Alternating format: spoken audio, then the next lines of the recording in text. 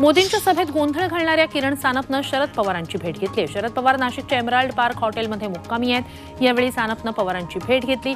पिंपळगाव बसवंत इथल्या सभेत कांद्यावर बोला म्हणत किरण सानपनं घोषणाबाजी केली होती। त्यानंतर त्याला अटक करण्यात आली होती।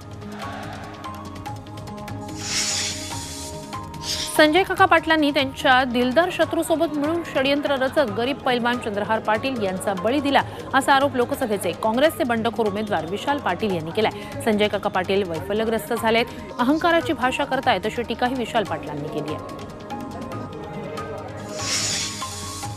लोकसभा निवडणुकीच्या कामात जाणीवपूर्वक अडथळा निर्माण केल्याप्रकरणी डहाणूच्या कासा पोलीस ठाण्यात 2 जिल्हा परिषद शिक्षकांविरोधात गुन्हा दाखल करण्यात आलाय। मतदारांना वाटप करण्यासाठी वोटर स्लिप घेतल्या नाही म्हणून संजय भगत आणि मधुकर पुंजारा या 2 शिक्षकांविरोधात गुन्हा दाखल करण्यात आलाय। अमृत नोनी गॅस्ट्रिन, अपचन, ऍसिडिटी, गॅस्ट्रबल ह्यापैकी तुम्हाला कुठलाही गॅस्ट्रिक प्रॉब्लेम झाला, उपाय एकच, अमृत नोनी गॅस्ट्रिन। घाटकोपर होर्डिंग दुर्घटनेतील आरोपी भावेश भिंडे याला अखेर पोलिसांनी अटक केली।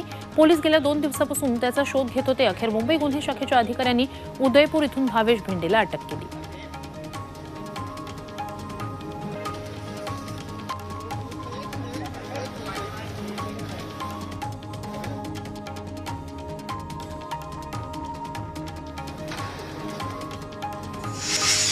आरटी पार्क असलेल्या हिंजवडीतही धोकादायक होर्डिंग्स हटवण्याची मागणी केली जाते। गर्दी असलेल्या रस्त्याच्या कडेला उंच असे 2 होर्डिंग आहेत, त्यामुळे या भागातून प्रवास करणाऱ्या नागरिकांचा जीव धोक्यात येऊ शकतो। पिंपरी चिंचवडच्या मोशीमध्ये वादळी वाऱ्यासह आलेल्या पावसानं होर्डिंग कोसळलं।